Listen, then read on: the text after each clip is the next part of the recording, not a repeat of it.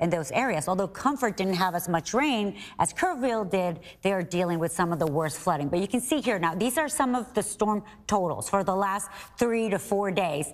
Down in Uvalde, 27.26 over in parts of Kerrville, 19 inches of rain. So just an incredible amount of rain. But this is what we mentioned. Notice how the heaviest rain fell on Kerrville, and then it unites with all the creeks and all the rivers going down to Comfort. Comfort only got about 10 inches in 3 to 4 days. Still a lot of rain, but that's the main problem for this particular area. Bernie also got about 12 inches of rain. But today, much better. Notice that the flood risk is in Kerrville, the lowest, marginal, in a scale from 1 to 5, and then towards the west, a level 2 in places like Del Rio, San Antonio, Waco. In our areas, not even in the flood risk. Now, the flood watch is still in effect for that whole area until this evening, and after that it will expire and they will have dry conditions. We will have dry conditions. Now, you notice the radar right now, that low pressure system that's been causing a lot of this flooding is finally starting to move away. This is what's happening right now. So today, we can't rule out a spot shower. Here's Uvalde, here's Kerrville. As a matter of fact, they're getting very light little shower in Kerrville right now. It just goes to show you it's not over yet, but it's really winding down. So they're getting a little bit of light rain there.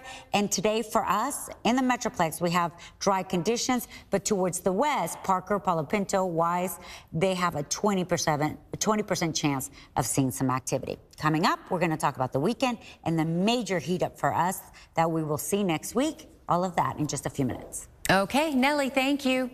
Coming up, the state fair is right around the corner, and right now the gun ban is in place while the legal fight is far from over. But first, a new request is filed by attorneys for convicted killer Tanner Horner. What they're asking for.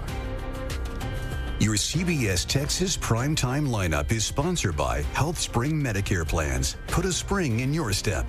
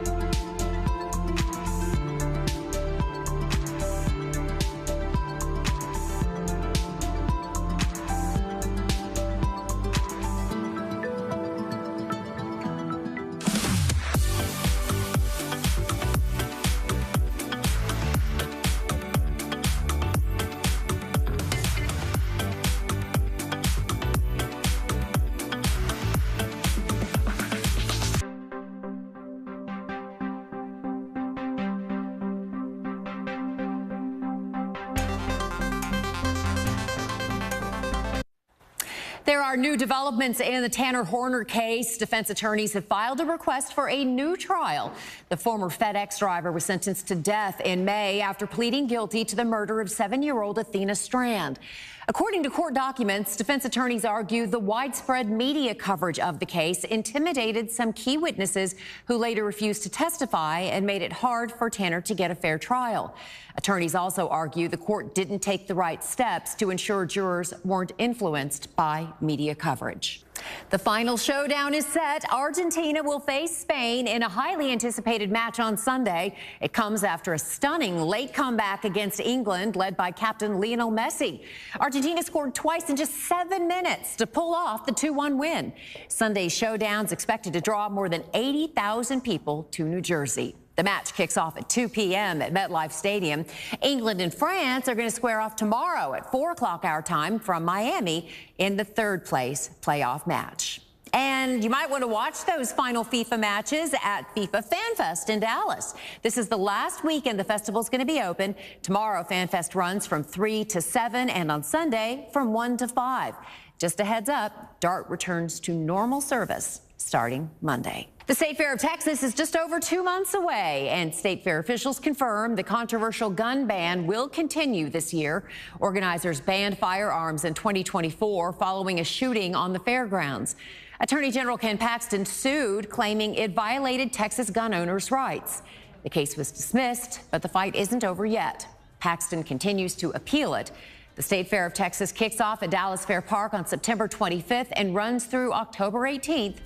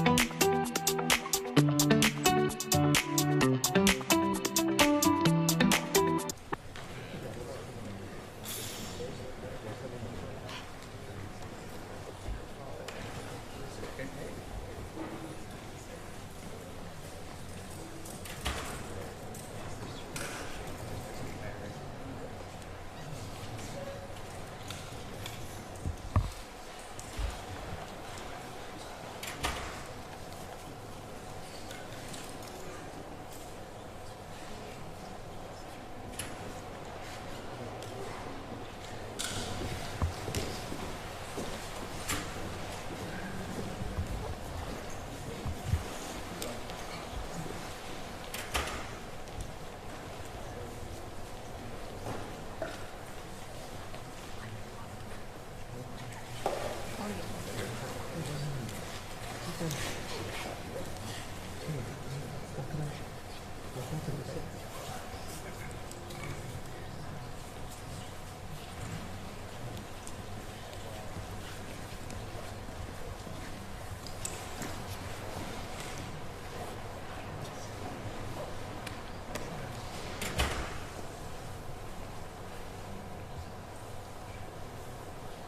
in the mailbox, if they can come into the mailbox.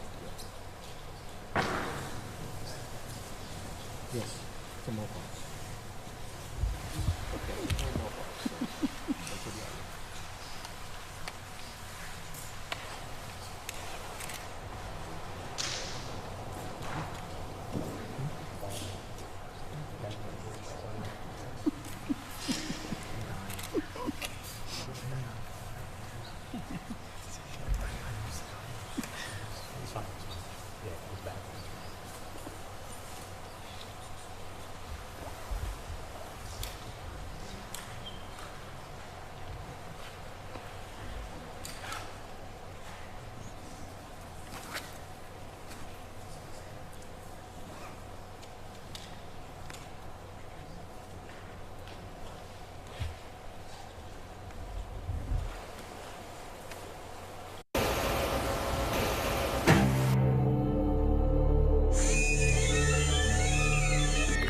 Hey, Madison, does it seem like these robotic cameras are following us? I don't know what you're talking about. Everything is fine.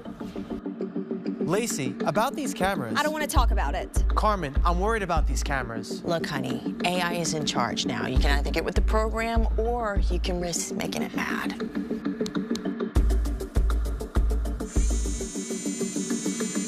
Go ahead and say whatever your favorite item is for Buc-ee's. Caramelized pecans. It's the way I said it.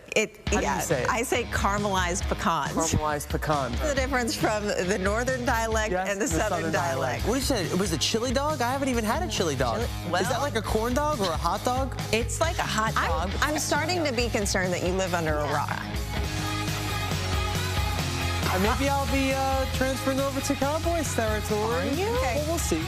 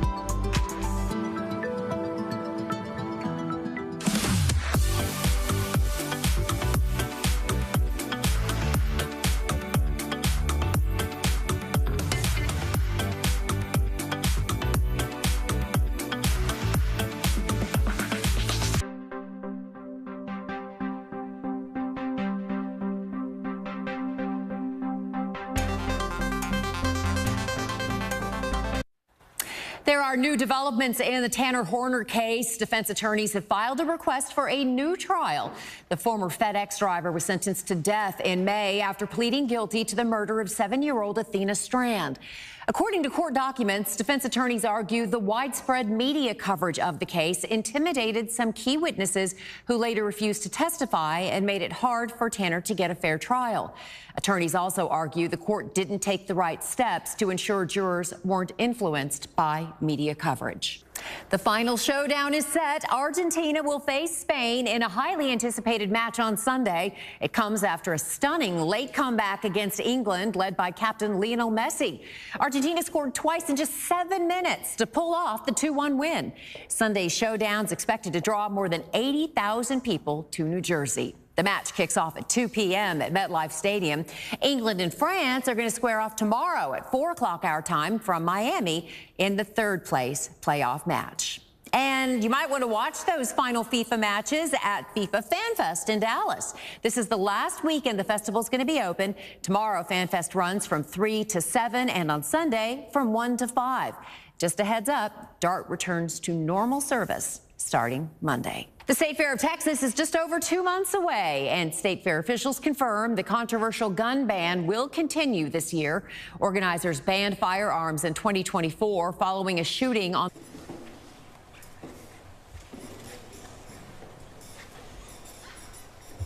Well, thank everybody for being here, and especially I want to thank the people beside me and behind me.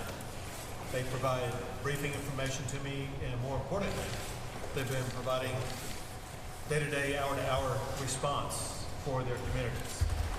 I want to thank the acting Uvalde County Judge, Jerry Bates, Uvalde Commissioner Roy Cotham, Uvalde Commissioner John Yackel, Uvalde Mayor Hector Nuevano, the City of Sabinal Mayor Eric Gomez, Justice of the Peace for Uvalde County, Cynthia Casburn, as well as State Representative Don McLaughlin and State Senator Gutierrez for being here, but also for being involved in the response to all of the threatening and flooding rain.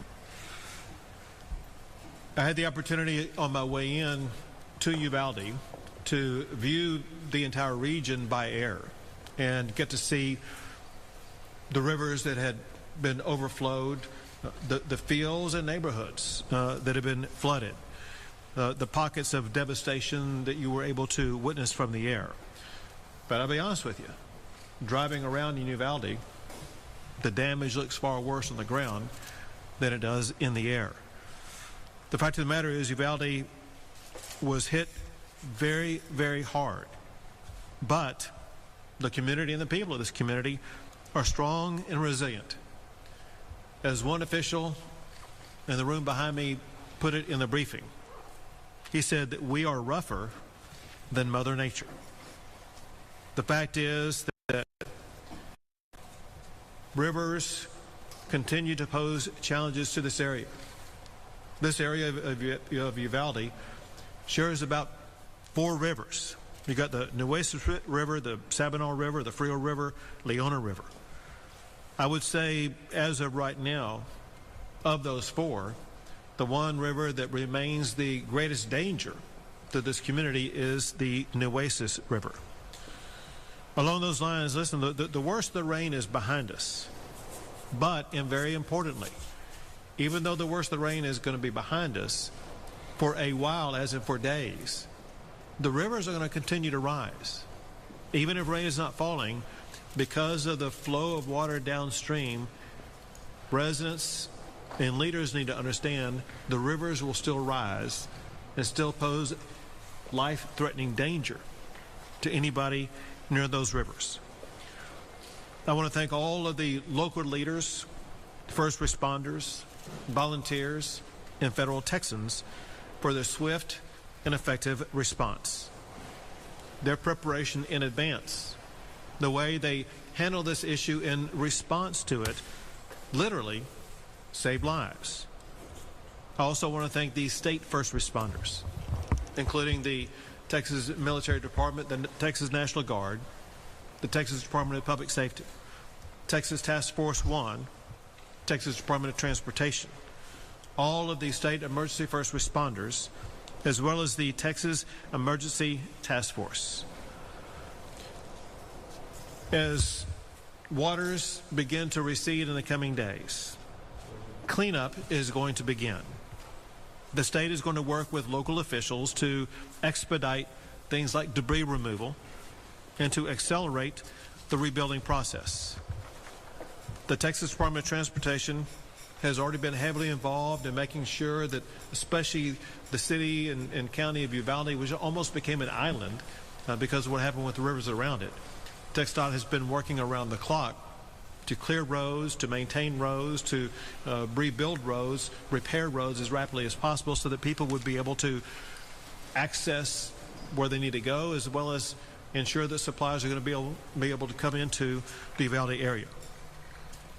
To support these efforts to the fullest, I am right now going to be issuing a major disaster declaration. I'm going to hold it up for you. I will tell you, it's about 20 pages long. What it does is it will open the door to federal relief to assist in the rebuilding of this region. And it's dated today, the 17th, and as of right now,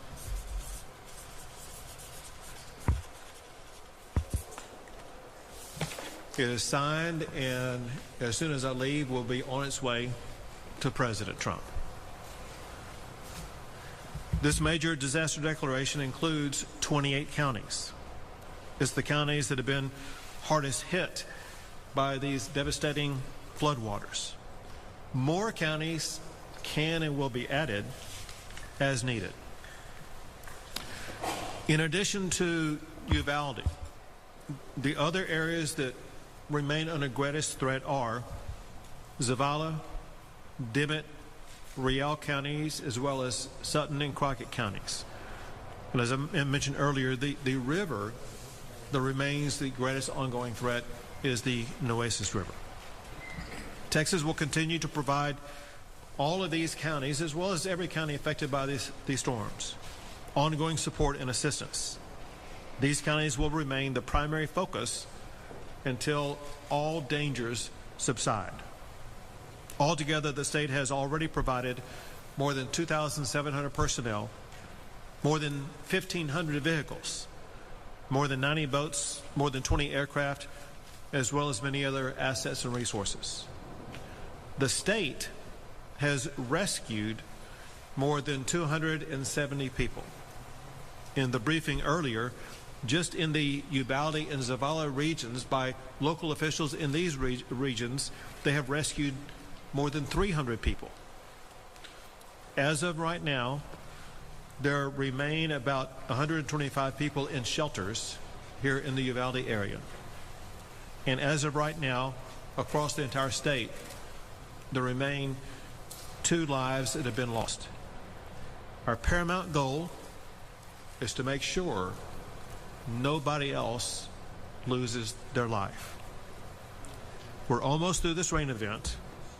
We want local officials and residents to remain vigilant and aware by individuals and officials maintaining that awareness about the dangers of water, whether because of rising rivers or because of water on a roadway that they may think they can drive through until it's too late after they get stuck and swept away.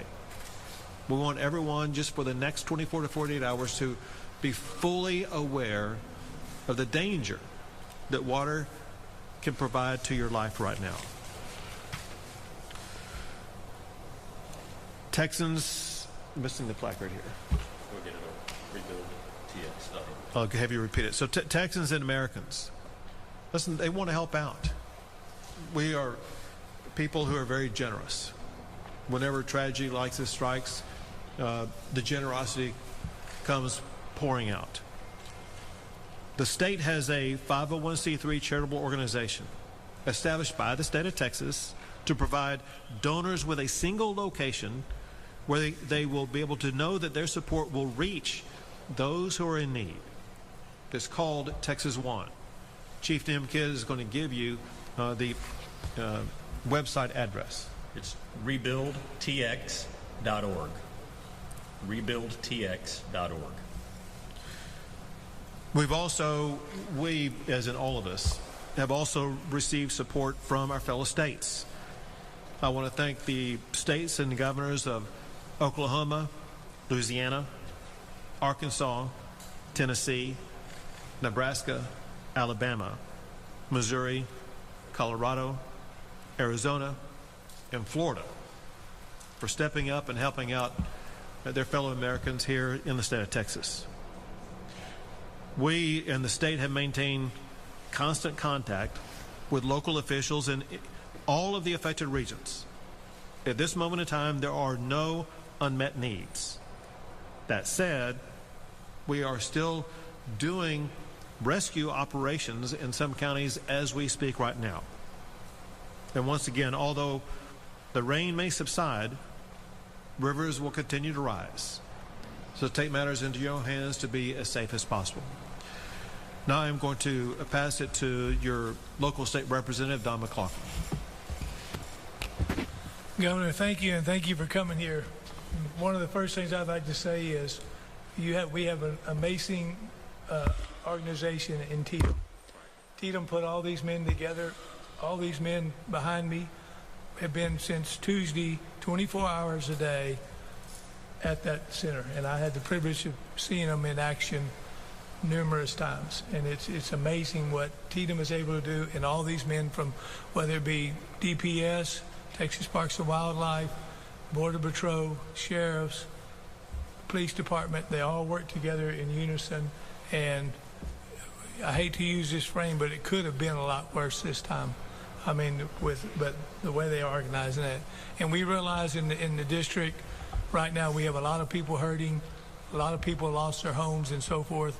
And the governor has told the city and county officials that they will be here till we're done, and we will. And for that, Governor, I thank you. Sure.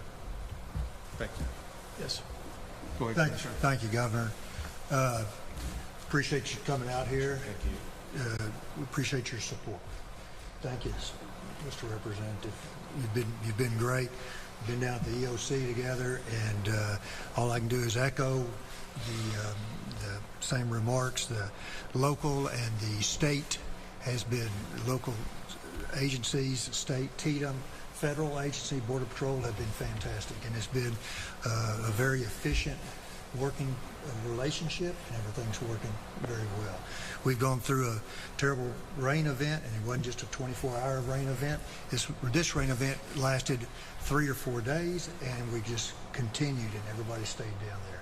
I'd like to add, we talked in the briefing about local Uvalde area flood donations, and we have some set up.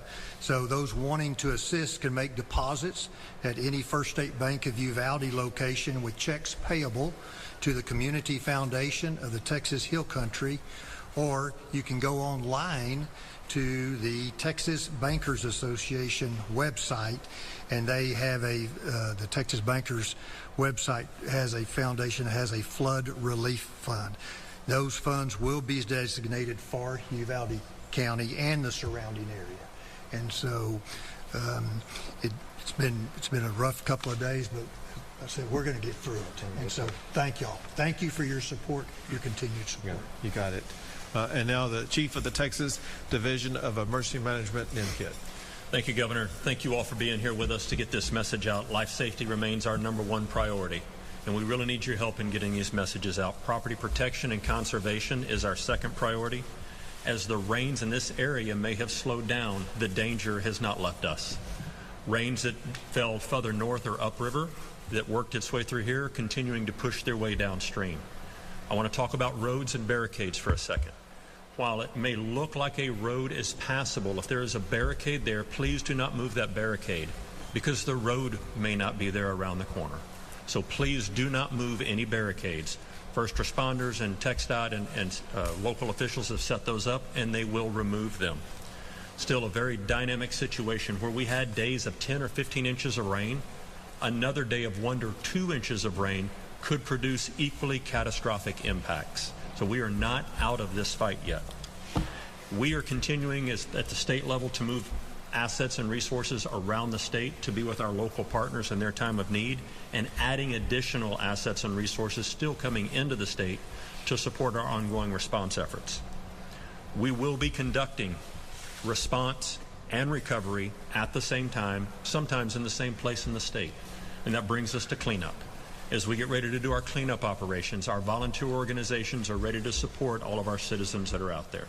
We will work with the communities to have a volunteer reception location, and you've heard about the donations receptions.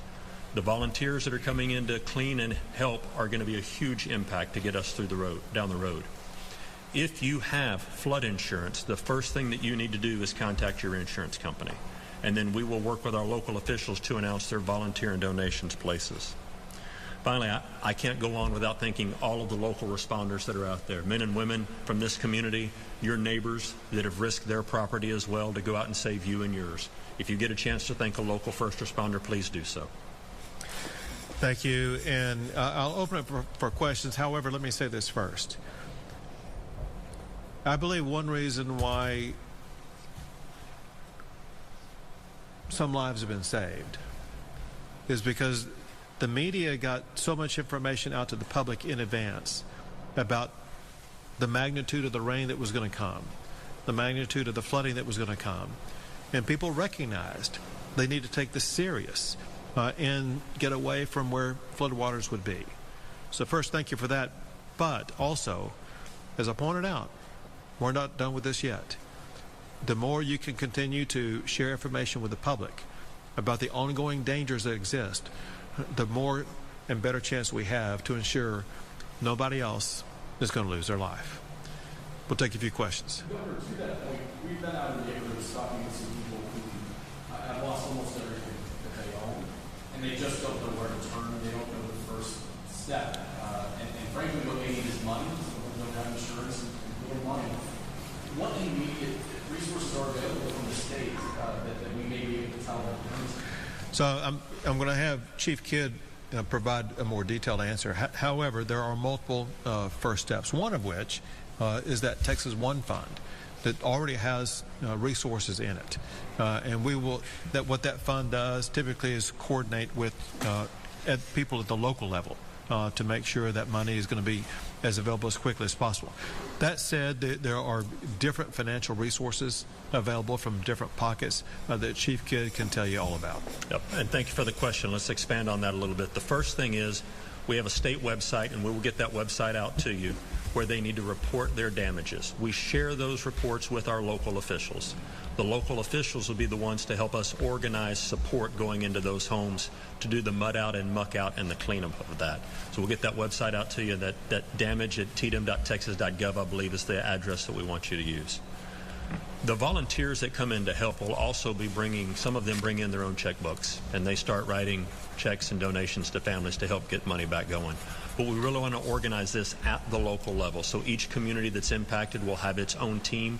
Our team is there with them now, the Incident Support Task Force. You see some of them wearing the uniforms around here, and they are ready as soon as it's safe to do so, which it is becoming that way right now, to get out into the community and work directly with the citizens to help them on the road to recovery. So, listen, one thing that I have observed through multiple events, whether it be the floods of last year, Hurricane Harvey, or other events, there are many organizations, many of them are faith-based organizations, and they show up sometimes within hours, definitely within days, to very quickly come in and do the muck-out process, which is one of the very first steps. When the muck-out process takes place, that leads to a lot of debris being put on the ground in front of the house or whatever. And the state and local officials will be involved in that debris removal, which we know will be a top priority. But bottom line, you will see a lot of organizations coming in ready to immediately begin that muck-out process. Go ahead. Is there a timeline yet on when FM 418, which connects Uvalde to Eagle Pass, will be reopened? Yeah. So we have someone from TxDOT here. Let me have them answer that question. Yeah, so FM 481 right now, we're currently assessing the bridge damage that was caused by the Nueces River. So we're in the process of evaluating. As the waters recede, we'll continue to do that evaluation so we can see what we can do to speed up the process of getting that back operational. So at this time, we don't have a specific timetable, but we are actively looking at what we need to do to get that operational. And then one other question, because there's a dam up here that we keep hearing about, the Willingham Dam. Do we know if it failed or what the status of that is? Yeah. It didn't. I can speak to that. So that was a flood control dam, and it was flown and looked at, and it did not fail. I've been in contact with the landowner, the ranch owner, that where the dam is located, and he's also confirmed. But we put eyes on that dam, and it did not fail. What did happen is it worked just as designed, and the spillway, the water came over the spillway in a way that it had never done. And so while it made it look like from the air that the dam breached, it did not. It was going around the spillway in a measured amount, but we just had tremendous rain, and so the dam is good, and it's still holding back lots of water. You just mentioned that the 4 rivers around Uvalde are still at threat, and 1 or 2 inches of rain could provoke another emergency like this. Is there any plan to prevent another situation like this? Because it's probably going to happen. Right, so for one, you can't prevent rain, but what you can do is to be prepared and responsive to it, as well as to prepare communities to reduce flooding. If you look at some of the measures that were taken after the flooding last year, especially in the Kerr County area, there were some homes and some other property that was removed from the floodplain. And so, for one, making sure that communities honor the floodplain and try to not have housing in the way. Second, I'll tell you this. One thing I heard today, but also I heard in other briefings that I've been involved in, as well as I've heard from people in communities ranging from Kerr County to other counties affected, and that is because of everything that was learned and experienced in the flood last year, everybody in Texas has been far more prepared to deal with what has happened this year. There again is one reason why lives have been saved. Property, to the extent that it's been movable, has been saved.